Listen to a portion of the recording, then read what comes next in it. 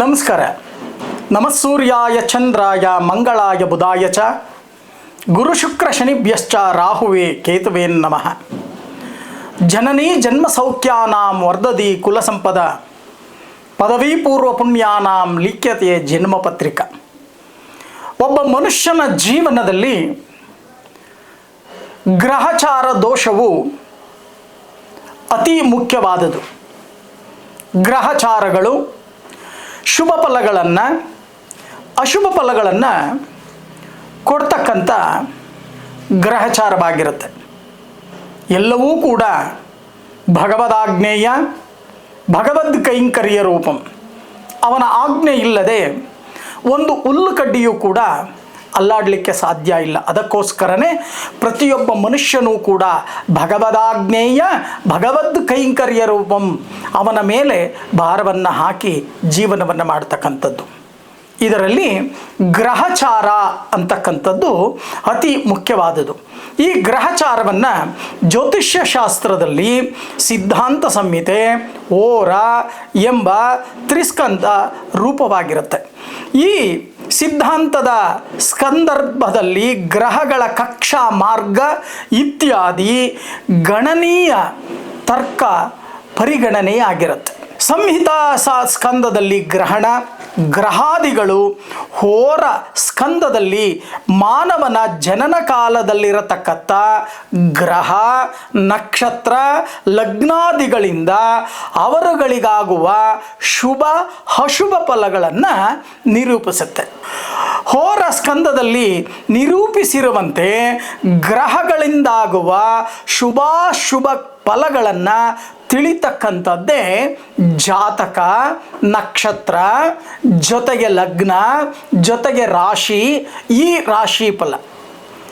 ಈ 2025 ದ್ವಾದಶ ರಾಶಿಗಳಿಗೆ ಯಾವ ರೀತಿ ಫಲಗಳು ಉಂಟಾಗತ್ತೆ, ಗುರು ಯಾವ ಸ್ಥಾನದಲ್ಲಿ ಸಂಚಾರವನ್ನು ಮಾಡ್ತಾರೆ, ಶನಿ ಯಾವ ಸ್ಥಾನದಲ್ಲಿ ಯಾವ ರಾಶಿಯಲ್ಲಿ ಸಂಚಾರವನ್ನು ಮಾಡ್ತಾರೆ, ಶನಿಯ ಫಲಾಫಲಗಳೇನು, ಬೃಹಸ್ಪತಿಯ ಫಲಾಫಲಗಳೇನು, ನಿಮ್ಮ ಜಾತಕಗಳಿಗೆ ಅನುಗುಣವಾಗಿ ರಾಶಿ ಫಲ ಹೇಗಿರುತ್ತೆ, 2025 ಶುಭಾಶುಭ ಫಲಗಳನ್ನು ಎಷ್ಟೆಷ್ಟು ನೀವು ಸ್ವೀಕರಿಸ್ತೀರಿ, ನಿಮ್ಮ ಜೀವನ ಹೇಗಾಗತ್ತೆ, ಮಾಡ್ತಕ್ಕಂಥ ವ್ಯಾಪಾರ ವ್ಯವಹಾರಗಳು ಹೇಗಿರುತ್ತೆ, ಆರೋಗ್ಯ ಭಾಗ್ಯ ಅಂತಕ್ಕಂಥದ್ದು ಹೇಗಿರುತ್ತೆ, ಚಂದ್ರಮ ಮನಸ್ಸೋ ಜಾತಃ ಅಂದರೆ ನಿಮ್ಮ ಮನಸ್ಸು ಯಾವ ರೀತಿ ಇರುತ್ತೆ,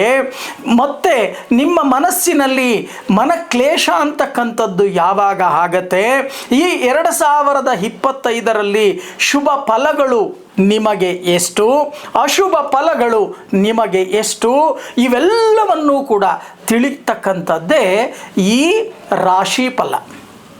ಈ ರಾಶಿ ಫಲದಲ್ಲಿ 12 ರಾಶಿಗಳು ಇರುತ್ತೆ.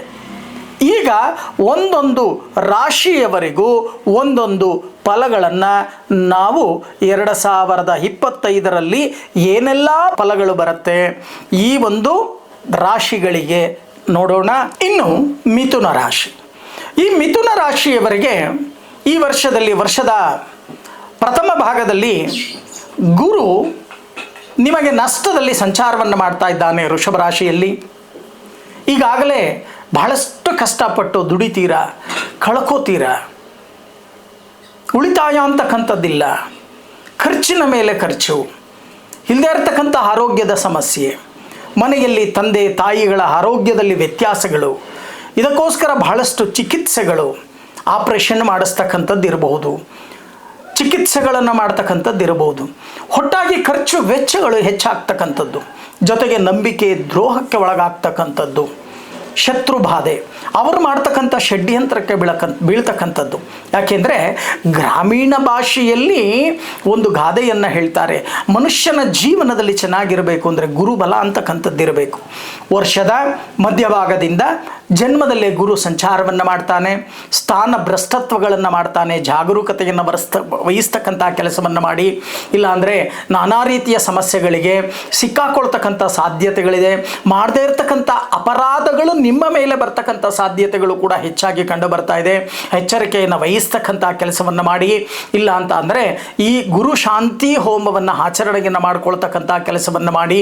ಈ ಗುರು ಶಾಂತಿ ಹೋಮದ ದಿನ ನೀವೇ ಕೂತು ಪ್ರತ್ಯೇಕವಾಗಿ ಗುರು ಶಾಂತಿ ಹೋಮವನ್ನು ಆಚರಣೆಯನ್ನು ಮಾಡಿ, ಲಕ್ಷ್ಮೀನಾರಾಯಣ ಜಪ, ಲಕ್ಷ್ಮೀನಾರಾಯಣ ಹೋಮವನ್ನು ಆಚರಣೆಯನ್ನು ಮಾಡಿ, ಅದರಲ್ಲಿ ಬರ್ತಕ್ಕಂಥ ರಕ್ಷೆಯನ್ನು ಪ್ರತಿನಿತ್ಯ ಹಣೆಯಲ್ಲಿ ಧರಿಸ್ಕೊಳ್ತಕ್ಕಂಥ ಕೆಲಸವನ್ನು ಮಾಡಿ.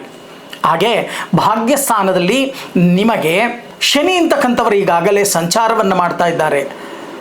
ಭಾಗ್ಯೋದಯವಾಗತ್ತೆ, ಜ್ಯೋತಿಷ್ಯವೆಲ್ಲ ಸುಳ್ಳು, ಈ ಒಂದು ರೀತಿಯ ತರ್ಕಶಾಸ್ತ್ರಗಳು ನಿಮ್ಮ ಮನಸ್ಸಿನಲ್ಲಿ ಉತ್ಪತ್ತಿಯಾಗತ್ತೆ. ದೂರಾಲೋಚನೆಗಳು, ಅಹಂ ಯೋಚನೆಗಳು ಇವೆಲ್ಲವೂ ಕೂಡ ನಿಮ್ಮ ಶರೀರದಲ್ಲಿ ಉತ್ಪತ್ತಿ ಆಗುತ್ತೆ. ಮೀನ ರಾಶಿಗೆ ಶನಿ ಸಂಚಾರ ಮಾಡಿದ ತಕ್ಷಣ ಅದರ ನೋವುಗಳ ಅನುಭವವಾಗುತ್ತೆ. ಯಾವತ್ತೂ ಅಷ್ಟೇ ಒಬ್ಬ ಮನುಷ್ಯನಿಗೆ ಪೇಯ್ನ್ ಅಂತಕ್ಕಂಥದ್ದು ಬಂದಾಗ ಆ ನೋವನ್ನು ತಿಂತಕ್ಕಂಥ ವ್ಯಕ್ತಿಗೆ ಮಾತ್ರ ಅದರ ಅನುಭವವಾಗುತ್ತೆ, ಬೇರೆಯವರಿಗೆ ಗೊತ್ತಾಗಲ್ಲ ಮೇಲ್ನೋಟಕ್ಕೆ. ಹಾಗೆ ಈ ಶನಿ ಭಾಗ್ಯಸ್ಥಾನದಲ್ಲಿ ಇದ್ದಾಗ ನಿಮಗೆ ಗುರುಬಲದ ನೋವು ಅಂತಕ್ಕಂಥದ್ದು ಗೊತ್ತಾಗಲ್ಲ. ಆದರೆ ಮೀನರಾಶಿಗೆ ಶನಿ ಅಂತಕ್ಕಂಥವನು ಬಂದಾಗ, ದಶಮ ಸ್ಥಾನಕ್ಕೆ ಬಂದಾಗ ಆ ಗುರುವಿನ ಒಂದು ಪ್ರಾಮುಖ್ಯತೆ, ಸ್ಥಾನಮಾನತ್ವ ಇವೆಲ್ಲವೂ ಕೂಡ ನಿಮಗೆ ಅರ್ಥವಾಗುತ್ತೆ. ಅದಕ್ಕೋಸ್ಕರನೇ ಪ್ರತಿ ಶನಿವಾರ ನೀವು ಮಾಡ್ತಕ್ಕಂಥ ಕೆಲಸ ಹನುಮನ್ ಚಾಲೀಸ ಪಾರಾಯಣವನ್ನು ಮಾಡ್ತಕ್ಕಂಥ ಕೆಲಸವನ್ನು ಮಾಡಿ. ಮಂಗಗಳಿಗೆ ಕಡಲೆಕಾಯಿ, ಬಾಳೆಹಣ್ಣನ್ನು ನೀಡ್ತಕ್ಕಂಥ ಕೆಲಸವನ್ನು ಮಾಡಿ. ಎಲ್ಲಾದರೂ ಹೋಗ್ತಾ ಇರ್ತೀರಾ, ಎಲ್ಲೋ ಒಂದು ಕಡೆ ಮಂಗಗಳು ಕಾಣುತ್ತೆ, ಅದಕ್ಕೆ ನಮನವನ್ನು ಸಲ್ಲಿಸ್ತಕ್ಕಂಥ ಕೆಲಸವನ್ನು ಮಾಡಿ.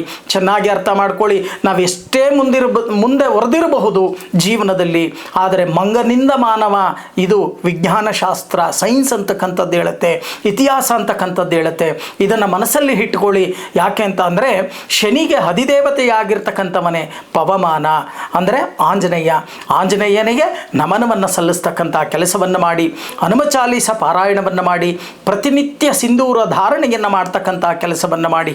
ಆದಷ್ಟು ಒಂದು ಆಂಜನೇಯನ ಪೆಂಡೆಂಟನ್ನು ಖರೀದಾರದಲ್ಲಿ ಧಾರಣೆಯನ್ನು ಮಾಡ್ಕೊಳ್ತಕ್ಕಂಥ ಕೆಲಸವನ್ನು ಮಾಡಿ ಮಿಥುನ ರಾಶಿಯವರು. ಆಗ ನಿಮಗೆ ಬರ್ತಕ್ಕಂಥ ದೋಷ ಪ್ರಮಾಣಗಳು ಕಮ್ಮಿ ಆಗುತ್ತೆ, ಅನುಕೂಲಗಳು ಪ್ರಾಪ್ತಿಯಾಗತ್ತೆ. ಸದಾ ಆದಷ್ಟು ಮನಸ್ಸನ್ನು ಏಕಾಗ್ರತೆಯಲ್ಲಿಟ್ಕೊಳ್ತಕ್ಕಂಥ ಕೆಲಸವನ್ನು ಮಾಡಿ. ಅಧಿಕ ಕೋಪವನ್ನು ಮಾಡ್ಕೋಬೇಡಿ. ಕೋಪ ಅಂತಕ್ಕಂಥದ್ದು ಅಧಿಕವಾಗಿ ಬರುತ್ತೆ. ಕೋಪದಲ್ಲಿ ಕತ್ತರಿಸಿದ ಮೂಗು ಮತ್ತೆ ಅದು ಬೆಳಿಲಿಕ್ಕೆ ಸಾಧ್ಯ ಇಲ್ಲ. ಚೆನ್ನಾಗಿ ಅರ್ಥ ಮಾಡ್ಕೊಳ್ಳಿ. ಕೋಪ ಅಂತಕ್ಕಂಥದ್ದನ್ನು ಕಂಟ್ರೋಲ್ ಮಾಡಿ, ಶಾಂತ ರೀತಿಯಿಂದ ವರ್ತಿಸಿ ಈ ವರ್ಷದಲ್ಲಿ. ಇಲ್ಲ ಅಂತ ಅಂದರೆ ನಾನಾ ರೀತಿಯ ಅವಘಡಗಳು ಆಗ್ತಕ್ಕಂಥ ಸಾಧ್ಯತೆಗಳಿದೆ. ನಿಮ್ಮ ರಾಶ್ಯಾಧಿಪತಿ ಆಗಿರ್ತಕ್ಕಂಥ ಲಕ್ಷ್ಮೀನಾರಾಯಣನ ಧ್ಯಾನ ಮಾಡಿ, ವಿಷ್ಣು ಸಹಸ್ರನಾಮ ಪಾರಾಯಣವನ್ನು ಮಾಡ್ತಕ್ಕಂಥ ಅಭ್ಯಾಸವನ್ನು ಮಾಡಿ. ಅಷ್ಟೂ ನಿಮಗೆ ಸಾಧ್ಯವಾಗಲಿಲ್ಲ ಅಂದರೆ ಹತ್ತಿರದಲ್ಲೇ ಇರ್ತಕ್ಕಂಥ ವಿಷ್ಣು ಆಲಯಕ್ಕೆ ಹೋಗಿ ನಾಟಿ ತುಳಸಿಯನ್ನು ಹೃದಯ ಭಾಗಕ್ಕೆ ಇಟ್ಟು ದೀರ್ಘದಂಡ ನಮಸ್ಕಾರವನ್ನು ಮಾಡ್ತಕ್ಕಂಥ ಕೆಲಸವನ್ನು ಮಾಡಿ. ಆಗ ನಿಮಗೆಲ್ಲರಿಗೂ ಕೂಡ ಈ ಮಿಥುನ ರಾಶಿಯವರಿಗೆ ಶುಭ ಫಲ ಅಂತಕ್ಕಂಥದ್ದು ಪ್ರಾಪ್ತಿಯಾಗತ್ತೆ.